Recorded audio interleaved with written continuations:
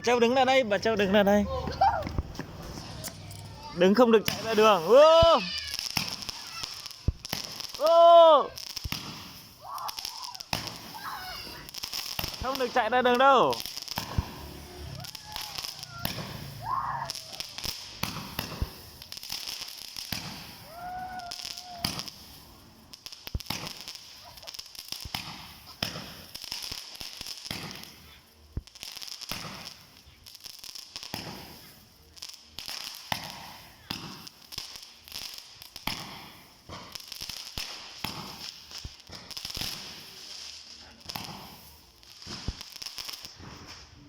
Ôi, chúc mừng năm ơi.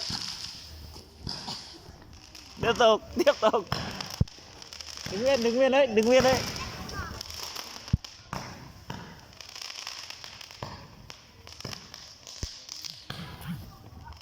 Mình chạy ra đường đâu coi nhá.